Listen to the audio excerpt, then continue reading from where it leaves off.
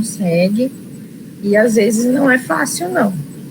Tem coisas assim que são bem, como eu vou dizer assim, desafiadoras, né? O nosso projeto é totalmente diferente, né? Mas cada um dos projetos sempre tem aquela parte assim que nos desafia mais, né? E eu não sou uma pessoa muito, como eu vou dizer assim, de postar muita coisa, sabe? E para mim, ai, gente, o desafio era tu fazer isso e mostrar o que tu tá fazendo. E porque esse marketing tu precisa fazer até para prestação de contas, né? Então isso não é simples, né? Isso é que nem tu disse, uma empresa. Então a gente tem que superar, né, os desafios e correr, porque na verdade, quando tu faz um projeto, eu particularmente, assim, todas as vezes que eu fiz projetos, se aprovar, aprovou, se não aprovar, ok, né? A gente nunca fica, eu pelo menos nunca fico naquela assim, vai ser aprovado, né? E quando foi aprovado, assim, eu pensei, meu Deus, e agora? Né? Eu acho que isso é uma coisa bem geral, né? Porque a gente sabe o que a gente propôs, mas daí colocar aquilo tudo em prática, né? Não é simples assim, né? Você precisa correr muito. Tem desafios que tu não sabe que eles acabam por surgir, e principalmente assim nessa questão do online, né? O projeto de diversidade ele aconteceu 100% online. Ele não teve assim atuação presencial, com exceção das oficinas da Ellen, que está aqui também. E aí, o maior desafio assim, foi engajar as pessoas a participarem, porque a grande maioria quis assim, não, eu assisto mais tarde, depois eu assisto. E aí eu recebi um feedback do pessoal dizendo, poxa, como eu gostaria de ter participado ao vivo. Eu me arrependi tanto e não sei o que, não sei o que. Mas o pessoal tava saturado, né, de coisas. Mas conversando assim com a Secretaria do Estado da Cultura, o pessoal falou o seguinte, né? A gente não pode ser como alguém que só faz algo se tem alguém assistindo, né? Tem que ser como um pássaro que canta por cantar. E essa muito é a questão da arte, por isso que eu chamo de trabalho heróico, né? Então eu vou começar a introdução, pessoal. Eu me chamo Joyce Usenheimer, eu sou a proponente do projeto Diversidade em Pauta, através da empresa O Galpão Zofi. E esse projeto ele é executado através do edital Criação e Formação, Diversidade de Culturas, realizado através dos recursos da Lei Aldir Blanc, número 14.017/20, tá? E a Gisele, então, que está aqui hoje, ela caiu de paraquedas no projeto, né, Gisele? E eu, como uma certa figura inusitada, eu chamei a Gisele. Gisele não me conhecia e de primeiro, assim, Gisele aceitou fazer parte dessa empreitada.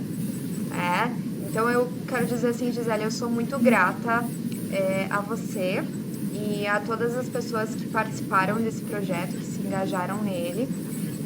Muitas delas não me conheciam, não conheciam os outros participantes desse projeto e se engajaram nele pela cultura, se engajaram nele pela arte, tá? Então,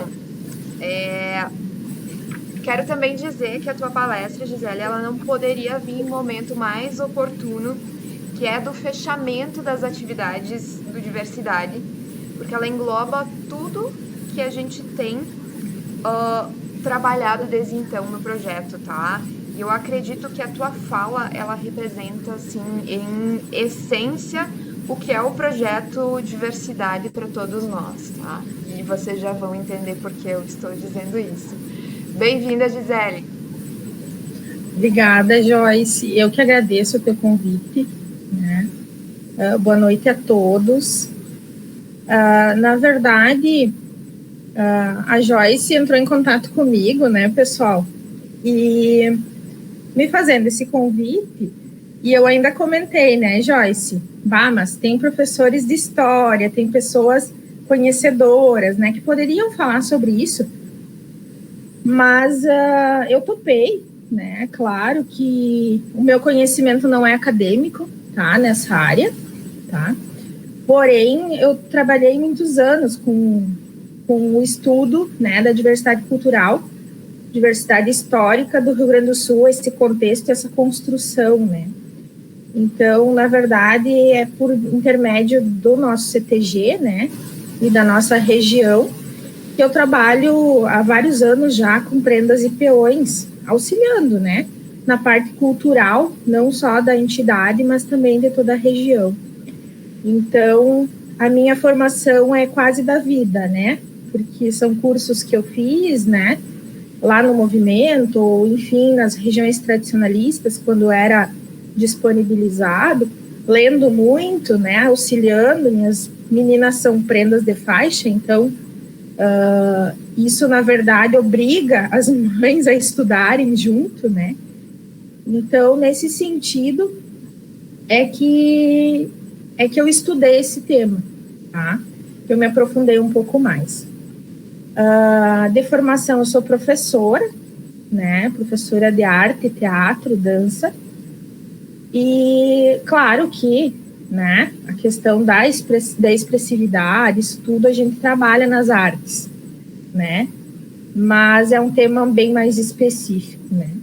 Mas eu te agradeço, Joyce, principalmente pelo desafio, né, porque assim, a gente trabalhar com as prendas e os peões é uma coisa, né, e você tentar passar isso para as outras pessoas, né, que não, crianças e adolescentes, é um desafio um pouco maior.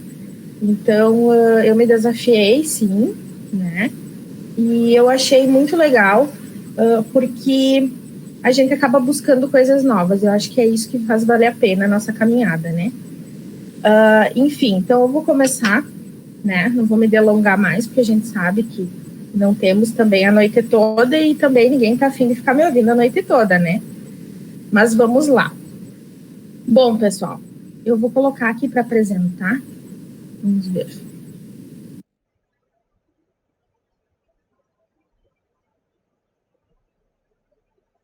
Pessoal, eu acho que teve um probleminha aqui no computador da Gisele. Caiu. Agora sim.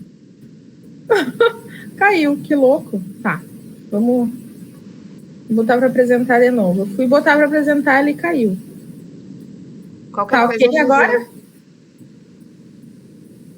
Estão vendo, pessoal? Sim, eu tô Tá. vendo normal aqui. Tá, então tá bom, é isso que importa. Deixa eu colocar aqui para apresentar. Então, a ideia inicial, né, nós falarmos um pouquinho sobre o desenvolvimento histórico-cultural do nosso estado,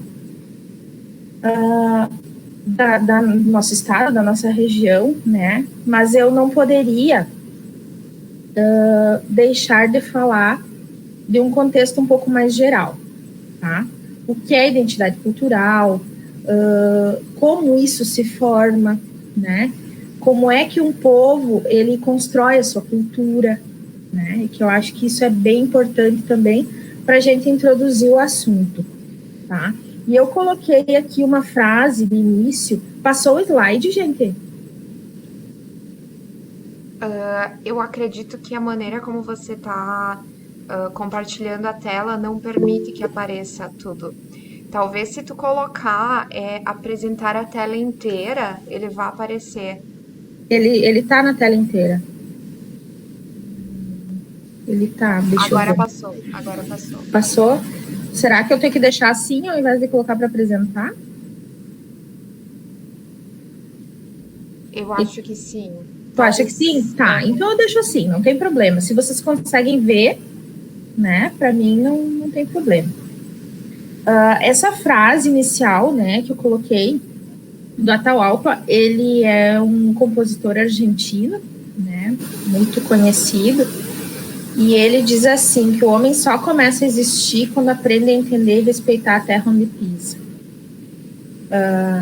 O que será que significa isso? Eu acho que o homem, ele só se reconhece como indivíduo no momento que ele entende o contexto que ele está inserido, né? E aqui a gente não fala só de cultura, né? A gente fala de tudo, né? o contexto cultural, econômico, social, né, de onde a gente vive, tá? E é muito importante que a gente entenda, né, que esse contexto que a gente vive, ele tem uma origem, né, tem as suas raízes. E é nesse sentido que eu venho conversar com vocês um pouquinho hoje, tá? Bom, eu não vou ter só coisa escrita, tá? A gente vai ter figurinha, não se preocupem, né? Eu só coloquei alguns ponderamentos iniciais aqui para a gente começar a entender, então, essa questão de como se forma essa construção, tá? A cultura, na verdade, ela é uma construção conjunta, né? São formas de expressão, mas que se constroem conjuntamente com outras pessoas, tá? Por isso que eu coloquei ali que na interação social, no diálogo entre as pessoas, que se constrói, então, gradativamente, né, os significados do que tem sentido e são compartilhados por essas pessoas, né? Do que eu estou falando? É que não existe cultura sem comunicação, né? Não existe você passar a cultura de uma geração a outra, por exemplo, sem isto ter passado por um compartilhamento comunitário, né? Então, você vai automaticamente passando de uma geração a outra essa cultura. E cada geração que vai surgindo vai agregando um pouco mais, né? Então, a cultura, na verdade, essa construção cultural não é uma coisa singular, assim, não é uma coisa de uma pessoa só, não, sempre vai ser grupal, tá? A cultura, ela não vai existir de uma única pessoa, tá? E essa identidade cultural são esses elementos que nos definem, como, por exemplo, né, agora falando da nossa cultura gaúcha, né, tem muitos elementos, muitos símbolos, né, que a gente fala, que identificam esse povo, né? Uma delas é a nossa indumentária, por exemplo, né? Eu vim falar em nome do CTG, então eu coloquei minha pilcha, né? Então, uma das coisas que nos identifica é isso, né? E eu falando aqui só da nossa cultura, né? Um pontinho só da nossa cultura, né? Que são inúmeras no mundo todo, tá? Para a construção dessa identidade, pessoal, para entender essa construção de identidade, a gente precisa entender como isso começou, tá? Isso é uma coisa que eu sempre falava para os meus alunos, né? Quando a gente estudava a história da arte, né? Você não pode, como eu vou dizer assim, achar bom ou ruim se você não conhece, né? Eu acho que o primeiro passo é tu conhecer.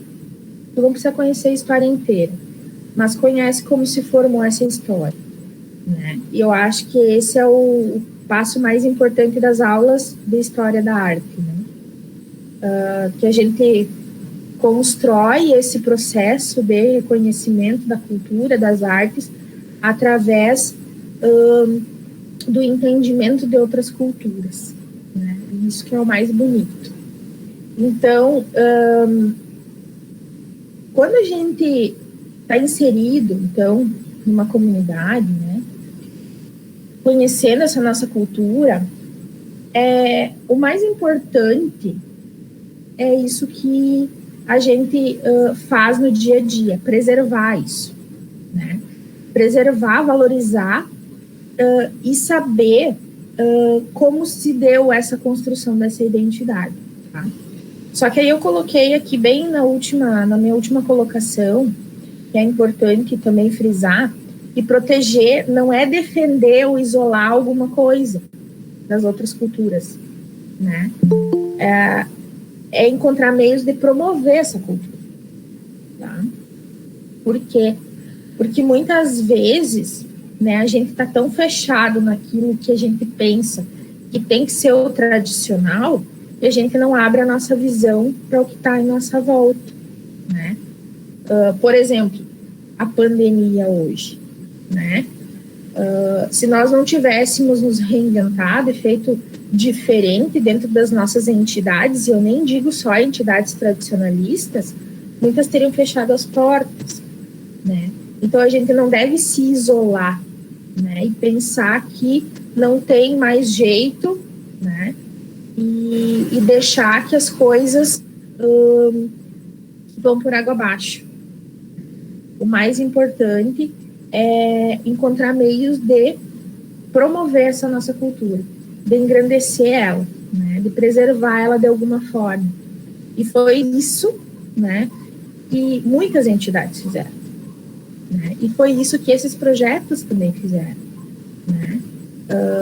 Trazendo, mostrando que há formas diferentes, sim, e é aquilo que nós vínhamos falando antes, né? Numa forma de conjunto, né? Porque ninguém faz nada sozinho. Então, uma pessoa precisa da outra, tá? Então, isso que eu queria que vocês entendessem, né? Que eu tenho certeza que essa questão ali as gurias já devem saber, conhecer, né? As gurias que deram as oficinas, mas é bem importante, né? Essa questão da gente entender como se dá essa construção, tá? Aí eu passo para o próximo slide, e ele tem 3 palavrinhas-chave, tá? Eu sempre dizia, quando a gente ia construir um conceito cultural ou artístico, né, nas nossas aulas, eu dizia para os alunos assim: me façam uma chuva de ideias, vamos fazer aqui um brainstorming e vamos, né, ver o que vocês acham que é a cultura, que é a arte, né? E daí das palavras que iam surgindo, eu ia colocando sempre, né, no quadro, enfim. Aqui eu facilitei um pouco, eu já trouxe as 3 palavras. E no final, né, quando a gente já tinha o quadro cheio de palavras, eu comentava com eles assim: 3 palavras.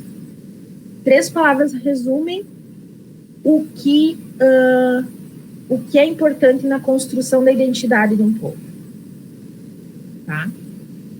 E daí eles tinham que descobrir quais eram as 3 palavras. Para mim, tá? Enquanto professora de arte, né? Essas 3 palavras sempre foram as mais importantes, porque toda a construção da identidade, quer seja lá na pré-história, lá na Idade Média, né? Ou no período do Renascimento, ou no período do modernismo brasileiro, né? Independente do período histórico que a gente se encontra ou do lugar, né? O que constrói uma identidade é sempre baseado na cultura desse povo, na história que se construiu ali, né? E como eu disse antes, tudo é baseado no que no que já se vinha fazendo, o que a gente tem delegado, né?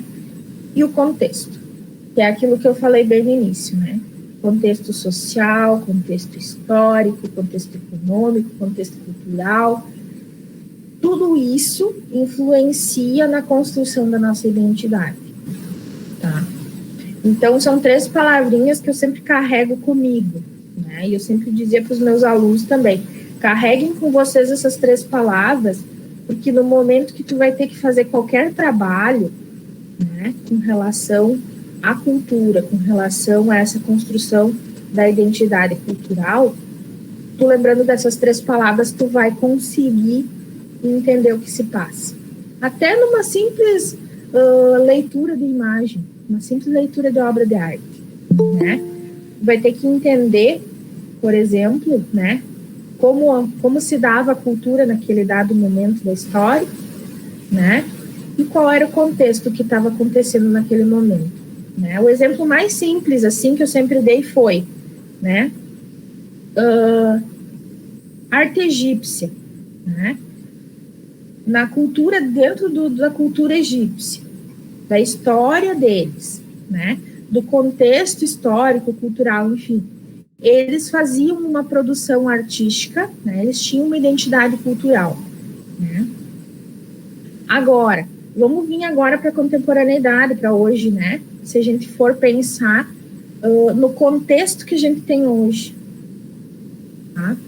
Na cultura que a gente está inserido hoje, levando em conta toda essa história, todo esse legado, né? Que a gente já estudou, né? Que a gente já sabe. Será que essa produção cultural, levando em conta tudo isso, hoje, ela deveria ser parecida ou ela não faz sentido ser como ela é hoje? Porque muitos alunos me pedem assim, mas a arte hoje é muito, muito maluca, né? Daí eu digo assim, pensa nas 3 palavras. Principalmente na questão do contexto, né? Então, aí a gente começa a entender. Aí a gente começa a entender o motivo, o porquê dessas mudanças, né? Que vem acontecendo nessa construção cultural no mundo todo, né? Porque o conceito que se tinha uma vez de belo, né? De equilíbrio, enfim, eu falando das artes agora, não se aplica mais hoje. Hoje, a gente aplica outros conceitos, né? Então, apesar de nós termos e vivermos essa mesma construção cultural, né, da gente conhecer a nossa história, o contexto vai mudando. Tá? Isso é a única coisa que não continua igual, ela vai mudando, né? E é isso que faz com que essa identidade cultural não fique estagnada, né? Com que isso vai evoluindo, né? E a gente vai fazendo sentido para isso. Não esquecendo o que foi feito no passado, tendo isso muito em vista, né? Mas contribuindo com o que a gente pode hoje, né? Que no caso da pandemia, com toda a tecnologia que nós temos, foi um salto muito grande, né? Acredito eu. Tá? Bom, passando então agora, né? A gente falou de identidade cultural, né? De como se dá essa construção comunitária, de como isso passa de uma geração a outra, que é o que faz sentido, né? A nossa identidade. Eu coloquei aqui só, na verdade, eu não vou declamar para vocês uma poesia, eu só coloquei esse poema do Oswald de Andrade, um poema modernista, tá? E ele nos mostra que como é que é essa construção cultural no Brasil, né? Porque se a gente vai falar um pouquinho de cultura do Rio Grande do Sul, a gente tem que falar um pouquinho do Brasil também, né? E é muito interessante esse poema, porque ele faz uma comparação, né, uma analogia, uma metáfora com o mar, né, com os barquinhos. Então, lá vai uma barquinha carregada de aventureiros, de bacharéis, de cruzes de Cristo, de donatários. Ele cita aqui vários povos, vários tipos de pessoas, né, do Brasil, né, governadores. Aí ele cita espanhóis, holandeses, a questão dos donatários que ganharam as terras, né, nas companhias hereditárias, né, lá do Tratado de Tordesilhas. Então, ele fala de todos esses e no final ele diz assim, até que o mar inteiro se coalhou de transatlânticos e as barquinhas ficaram jogando prenda com a raça misturada no litoral azul do meu Brasil. Eu acho fantástica essa estrofe dessa poesia, porque ela mostra exatamente o que a gente é, que é uma mistura, né? A gente é um mosaico de culturas, né? A cultura brasileira, ela não se formou simplesmente de um único povo, de um único legado, né? Então, por isso que eu trouxe esse poema para vocês, para introduzir, então, o que a gente vai falar agora. E essa imagem, né? Essa imagem do mapa brasileiro mostrando, assim, Porque o nosso país é muito grande, né? E essa diversidade cultural que a gente tem aqui é uma coisa, assim, extraordinária, né? A gente tem conhecimento da nossa cultura, né? Por vezes nem tanto assim, né? Então vocês imaginem de um Brasil inteiro, né? Com todo esse legado, né? Com todos esses povos chegando, se misturando, construindo a identidade cultural de cada cantinho. Eu achei bem legal essa imagem também, mas eu vou falar agora, principalmente, dos povos que contribuíram para a formação cultural do Rio Grande do Sul, tá? São praticamente os mesmos do Brasil? Sim, são praticamente os mesmos. Tá? Porém, a gente tem algumas características um pouquinho diferentes aqui no Rio Grande do Sul, tá? O que acontece no período da colonização brasileira é que o Rio Grande do Sul, ele não era uma terra que, como eu vou dizer assim, que brilhava os olhos, né? Por quê? Porque aqui não tinha ouro, né? Aqui só tinha mato, aqui só tinha pequenos animais, né? E era difícil de chegar, muito difícil de chegar, né? Em função de rios, serras e tudo mais, então não era fácil de chegar aqui no Rio Grande do Sul, né? E como não era uma terra assim que, como eu disse antes, brilhava os olhos da coroa portuguesa, né? Então ele não fez muita diferença. Então demorou mais, né, para o Rio Grande do Sul ele ser colonizado, tá? A formação cultural, na verdade, do Rio Grande do Sul, ela se dá no início de uma forma, assim, bem interessante, tá? E eu vou indo aos pouquinhos e vou contando, então, para vocês como isso aconteceu. Nesse mapa aqui, a gente percebe, assim, algumas coisas que pontuam, né, cada região do Rio Grande, né, a questão da erva mate, do cultivo da erva mate, a questão dos 7 povos das missões, alguns pontos turísticos, né, a criação de gado, que é uma coisa assim que já foi, né, muito marcante aqui para o estado, não que não seja mais, mas agora em menor quantidade, né, de território. Então vamos lá. Quando a gente começa a falar de formação cultural, qual é que é o povo que nos vem à cabeça assim no primeiro? Hein, pessoal?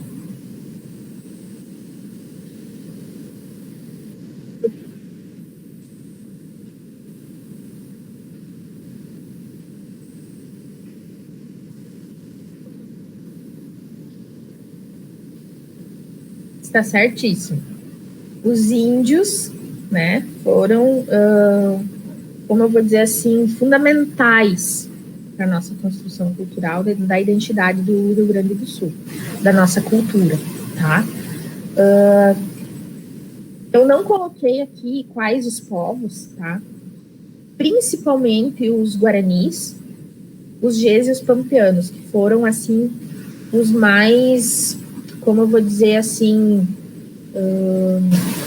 que deixaram o maior legado para nós, tá? Em termos de cultura, né?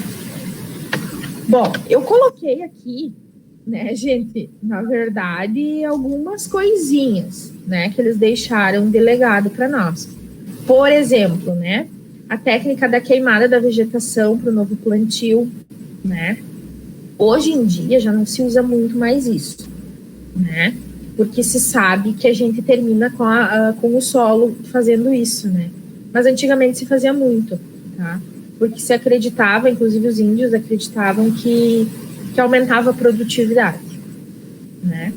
Então essa técnica é de origem indígena, tá?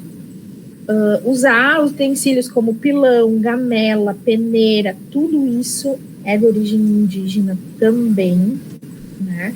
Pilão, que eu digo, aquele que você coloca o alimento lá dentro e soca, né? Como, por exemplo, a erva, né? A gamela, que a gente usa direto, né, para o nosso churrasco, né? A peneira. As peneiras dele eram aquelas peneiras de palha, principalmente, mas deu origem às nossas peneiras de hoje, tá?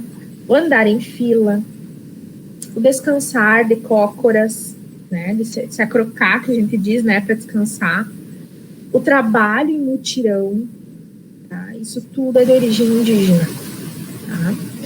Instrumentos como flautas, tambores, chocalhos também, né, feitos de taquaras, principalmente, né, material tirado da natureza, tá? Eles viviam da caça e da pesca, tá? Eles também plantavam, né, eles cultivavam milho, batata doce, mandioca, amendoim, feijão, enfim, né, eles cultivavam, enquanto que os homens iam à caça e à pesca, as mulheres cuidavam da agricultura, tá? Era uma divisão de tarefas, né? O uso da canoa como embarcação é de origem indígena, tá? Eles faziam as canoas com troncos de árvores, né? O churrasco e o chimarrão, ambos são de origem indígena, tá? O chimarrão a maioria já sabia, né? Mas o churrasco talvez não, né? Também é de origem indígena. Dormir na rede é tão bom, né, gente? Descansar na rede também é um legado indígena. O uso do poncho e do xiripá, há muito tempo atrás, né? Foi um legado deles também, né? O xiripá saia, principalmente, não o xiripá, aquele que coloca no meio das pernas, né? Aquele xiripá que é mais um saiote. Artesanato, né? Com cerâmica, artesanato, fazendo balaio, enfim, também, né? Um legado deles. O banho diário, tá, gente? Que é uma coisa bem interessante da gente até comentar, porque na Europa não se tomava banho todo dia, né? E eu não sei se vocês já leram sobre isso, né? Mas principalmente porque lá é mais frio, né? Então não se tinha o hábito do banho diário, né? E esse banho diário, então, é um legado dos nossos índios, tá? A bolhadeira, o bodoque, a peteca, né? Muitas armas, né? Que nem o bodoque, que era uma arma bolhadeira também para caça, né? Ou a peteca, que era para brincar, são de origem indígena. Algumas palavras, né? Cuia, catapora, cipó, arara, tem muita coisa que é de origem indígena também, tá? Aqui eu fiz um compilado, né, gente? Eu não coloquei assim de quem é o que, né? De qual povo. Mas eu acho que já deu para ter uma ideia, assim, de como o povo indígena contribuiu, né, para a nossa formação da identidade cultural. E daí aqui eu trouxe algumas imagens, tá? Em cima ali. Ai, Joyce, eu vi agora a tua mensagem. Tu quer falar alguma coisa? Gisele, eu acho que depois, tá? Segue a tua sequência aí, e aí depois eu acrescento. Eu tô anotando aqui, tá bom? Show, tranquilo, bem tranquilo. Mas se quiser me interromper, não tem problema, tá? Que eu me empolgo e vou falando, eu não lembro de olhar aqui a mensagem. Sim. Só um adendo, então. Nós estamos realizando um outro projeto que é chamado Raízes desse Chão. E nesse projeto nós fazemos uma pesquisa histórica, Gisele, onde nós estamos identificando, então, como se deu essa troca cultural. E eu vou te dizer assim, aqui na região, esses anciães, né, eles nem falam português direito. A grande maioria não foi à escola, não aprendeu o português e só falam algumas palavras. Então, eles falam no alemão. E eles, como não têm escolaridade, enfim, eles chamam esses povos miscigenados de caboclos, né? Em sua maioria, essa miscigenação entre português, espanhol, indígena e afrodescendente.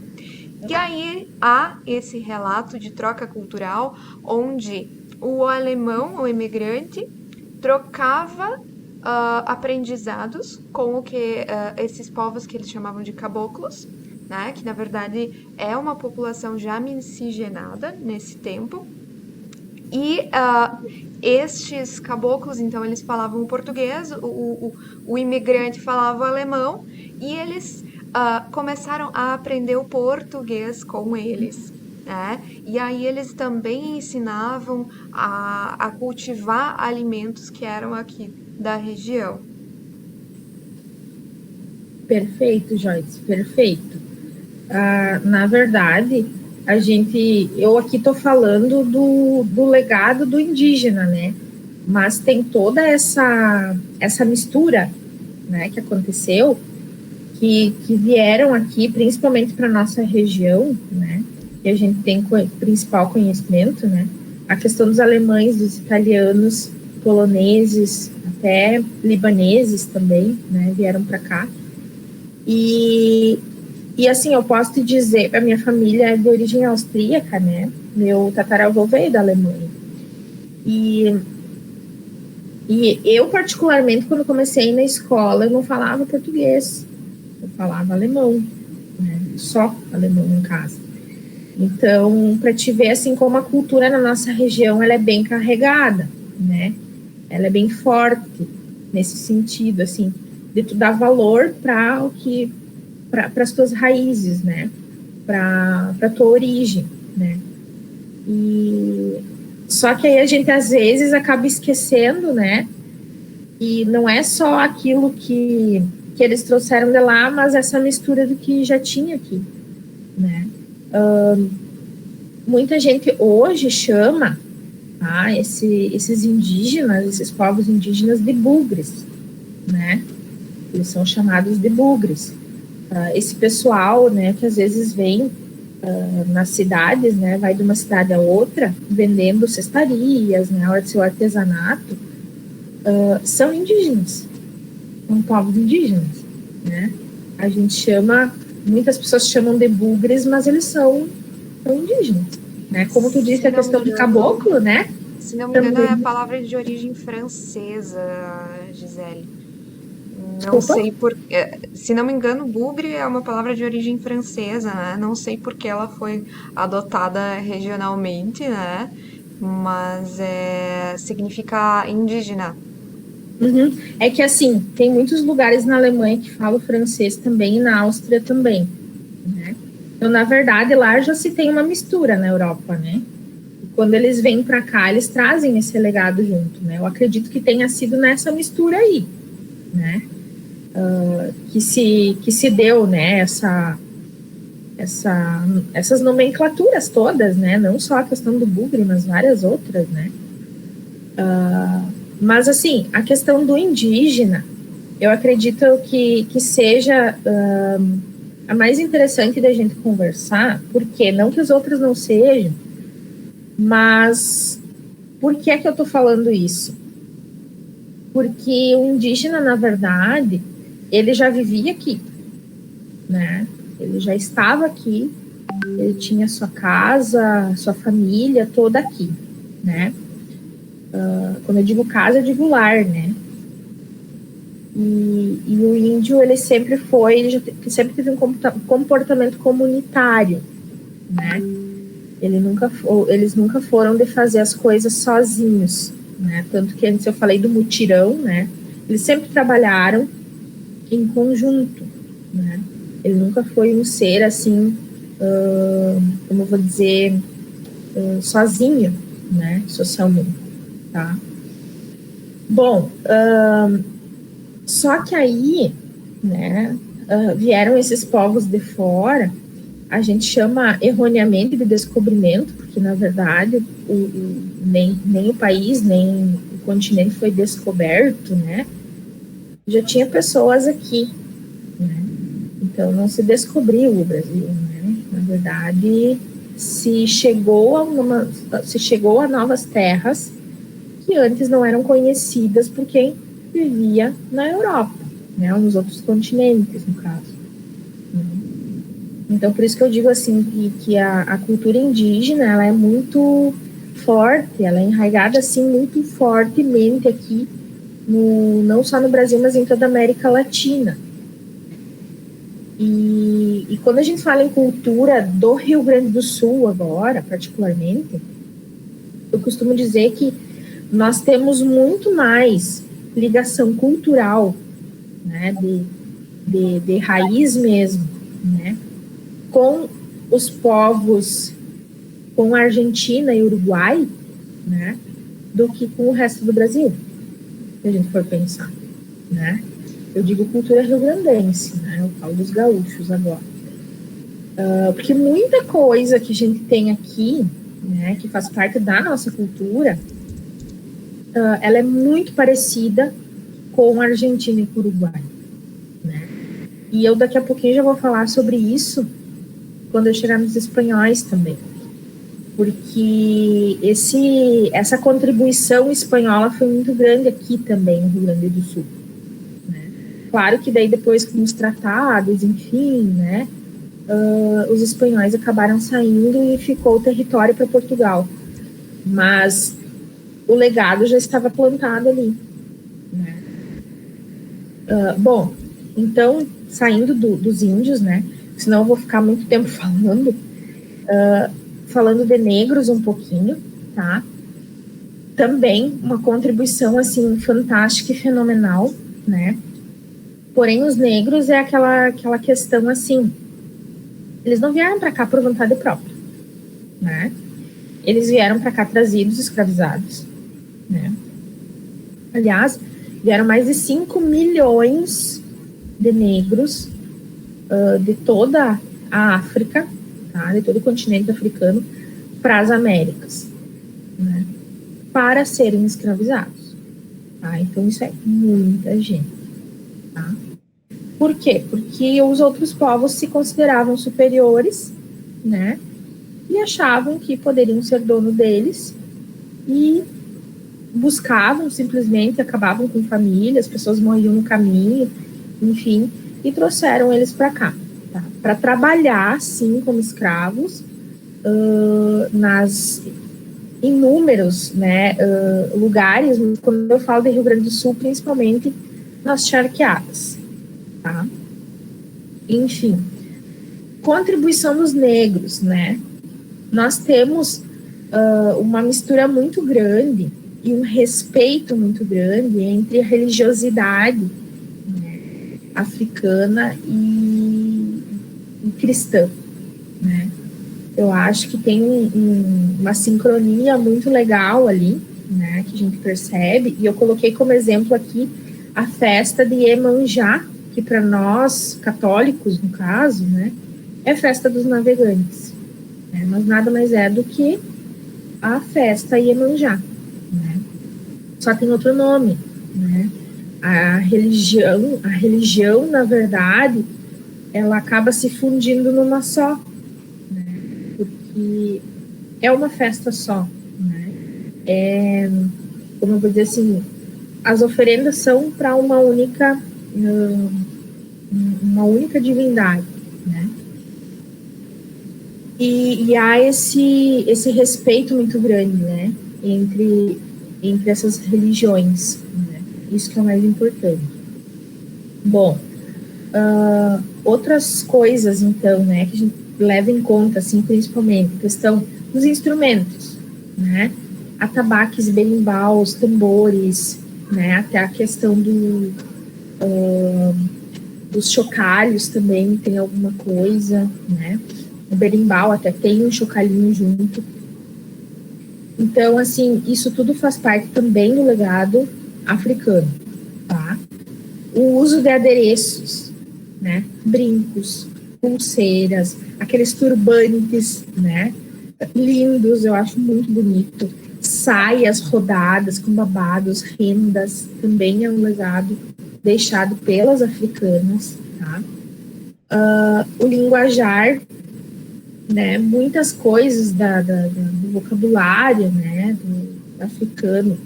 Ali eu coloquei algumas, né, anta, banana, cachimbo, capenga, mas tem muito mais, né, que a gente fala no dia a dia e nem sabe, né, que é de origem africana.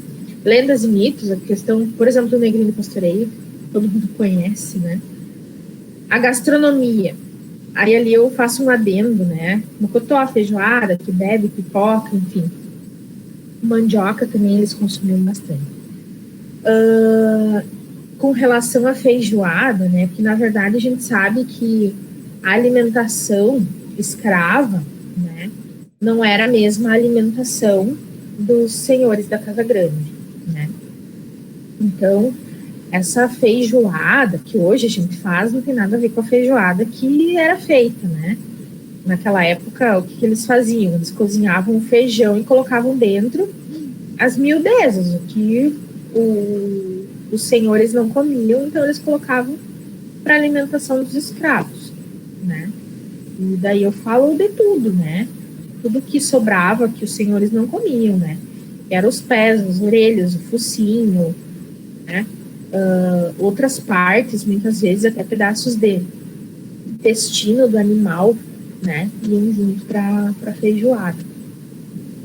Então, hoje em dia, essa feijoada que a gente come não é bem exatamente o que eles comiam, né? Mas aí eu também quero abrir um parênteses com relação aqui ao Rio Grande do Sul, né? Porque sim, teve escravidão aqui, né? Mas o que se lê nos livros, né? E aqui no Rio Grande do Sul era um pouco mais, como eu vou dizer assim, eram escravos sim, mas eles eram tratados melhor, né? De uma forma mais humana. Muitos relatos, né, que a gente lê nos livros, assim, as crianças, inclusive, brincavam juntas, né, aprendiam juntas, né, então, era uma forma um pouquinho diferente, tá? Eu vou passar para as imagens aqui, para vocês verem também. Eu falei ali a questão dos tambores, né, da música africana, que é bem presente, principalmente no samba, né? Ali, as mulheres com os turbantes, as saias, as contas, né, os colares, enfim, também é um legado, né, desse povo, né?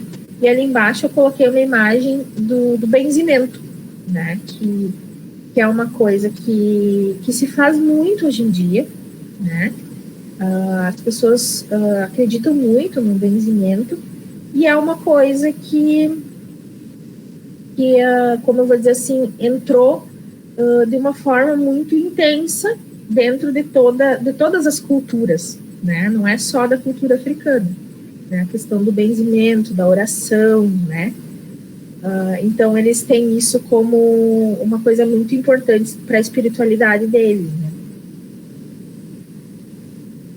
Queria falar, Joyce? Não? Ai, meu Deus. Tá, então deixa eu falar aqui rapidinho, senão daqui a pouco caímos. A questão dos espanhóis, né, que eu falei que eu ia falar antes. Então, vou falar bem rápido, para a gente não se delongar. Os espanhóis, na verdade, o legado espanhol, ele se deu num período curto de tempo, né? Por quê? Porque foi assinado o Tratado de Tordesilhas, que dividia o Brasil, né, nas capitanias hereditárias, e Portugal ficou com a parte direita e a Espanha ficou com o lado esquerdo, né? E a gente sabe que depois, quando Portugal se deu conta, na verdade, né, falando bem português, bem para todo mundo entender, né, eles se deram conta que eles se deram mal nesse negócio, né, desse Tratado de Tordesilhas, porque eles ficaram com um pedacinho só, né? Eles achavam que era um território pequeno e não era, né? Era enorme. Então, a Espanha, na verdade, eles vieram para cá, os espanhóis, através dos jesuítas, né? E para fazer a catequização dos índios, tá? Porque nesse período aconteceu a reforma protestante na Europa, né? E de uma forma a fazer uma contra-reforma, a Igreja Católica mandou padres jesuítas a muitos lugares do mundo, né, para fazer essa catequização, né, para ter mais fiéis. Tá? Então, nesse momento é que chegam os jesuítas aqui no Brasil. Tá? Teve, sim, 2 momentos, né, de missões, né, jesuíticas, teve a primeira e a segunda. Não vou falar agora, porque nós não vamos ter tempo. Mas o que acontece? Quando Portugal se dá conta e quer recuperar esse território todo que acabou ficando para a Espanha, eles assinam um outro tratado, que é o Tratado de Madrid, tá? Então, esse tratado, então, diz que os espanhóis têm que sair daqui. Só que eles queriam que os índios também saíssem daqui. Né? Nós damos para vocês a colônia do Sacramento, que vocês sabem que é lá no Uruguai, né? E vocês vão embora e deixam o território aqui para Portugal e deu, né? Só que daí não foi bem assim, né? Os índios não aceitaram isso, né? E daí começou a tal da Guerra Guaranítica, né? Que a gente fala.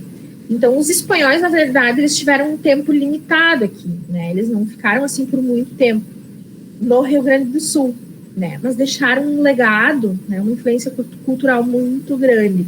Eu coloquei aqui as missões jesuíticas, né? A influência na indumentária masculina através da bombacha, tá? Não foram os espanhóis propriamente dito que, quando tu lê nos livros, que trouxe a bombacha, mas eles usavam, tá?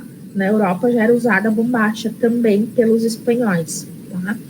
Instrumentos musicais, aperos da encilha dos cavalos, porque quem introduziu o gado no Rio Grande do Sul também foram os espanhóis, né? E daí aqui eu vou rapidinho, né, passando aqui a questão do violão, do leque, do uso do leque, né, pelas meninas, né, as missões jesuíticas. E daí a gente chega na questão dos portugueses, né, porque daí eles viraram donos do território, tá? Na verdade, os açorianos, eles foram mandados para cá antes mesmo da Guerra Guaranítica, tá? Para ir ocupando o território, né?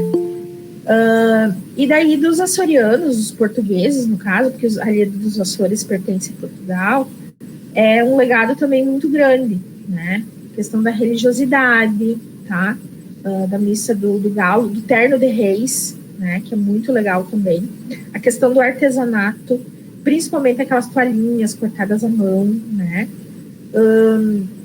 Os primeiros povoados e vilas foram formados, sim, pelos açorianos, tá? Foi um povo muito trabalhador, eles instalaram alambiques, engenhos, cataventos, muita coisa aqui no Rio Grande do Sul, né? A questão do uso do chale e da saia rodada pelas prendas é de origem açoriana, é de origem portuguesa, e sem falar nos doces, né, gente? Então, né, quem já foi para Pelotas comer aqueles doces, então, né, nem se fala. Tá? Aqui eu tenho algumas imagens, né, a questão do artesanato, do terno de reis, né, dos portugueses. E daí, bom, com relação a alemães e italianos, eu acho que eu vou falar assim um pouco junto, tá? Foi um povo que veio um pouco depois, os alemães em 1824 e os italianos em 1875, se eu não me engano, tá? Vieram um pouco depois, obviamente, com promessa de terras, né, de que teriam gado, teriam, né, muita coisa oferecida pelo governo, né, na época pela coroa, desculpa, os açorianos pela coroa, depois, já depois da independência, né, os alemães e italianos, e eles, como eu vou dizer assim, trouxeram muito, contribuíram muito, né, para a economia do Rio Grande do Sul, tá? Os alemães trouxeram, por exemplo, assim, profissões como sapateiro, né, costureiro, alfaiate, essas coisas assim, né? Sem falar, né, na contribuição, assim, das festas, né, da culinária, que nem se fala, tanto alemã quanto italiana, que é muita coisa legal. Os jogos, os alemães com bolão, os italianos com bocha, né? Os alemães trouxeram árvore de Natal e milho e Páscoa, tá? Eu vou passar aqui rapidinho para mostrar para vocês. Os italianos que eu estava falando também. Festas, jogos, a religiosidade muito, muito, muito forte, né? Nos italianos, questão de rezar o terço, enfim, né? Aqui também a característica da casa italiana, do porão, né, para guardar os alimentos, a questão das quermesses, né, também, né, a religiosidade muito forte. E daí eu fecho, né, com uma frase que a gente lê em muitos lugares, né, só sabe para onde vai quem respeita de onde vem, Só que eu acrescentei mais um pedacinho, né? E preservo o que tem. Porque se a gente não preservar o que a gente tem de legado, né, dessa construção dessa nossa identidade, não adianta de nada nós termos uma cultura, né? Então,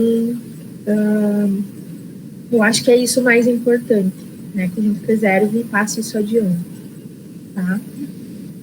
Joyce, deu o tempo?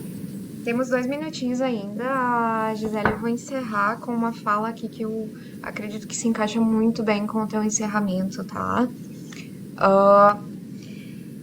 Durante o Diversidade em Pauta, a gente fez uma descoberta, assim, um tanto quanto pessoal, que trata da urgência e da carência de nos representarmos como povo pluricultural, tá? Em sua essência. E em ter também na arte como sua representação. E espaço também, né? Porque a diversidade, em especial em lugares longínquos, né, Gisele, no interior do Rio Grande do Sul, no interior do estado, ela é vista por poucos olhos, né? Ou seja, ela facilmente é esquecida ou então ela não é vista, ela não é lembrada. E, portanto, ela não existe. A não ser que nós passemos a compartilhar, né, essa diversidade. Então, esse é o papel da arte, essa é a nossa responsabilidade como povo, né, de valorizar a nossa cultura.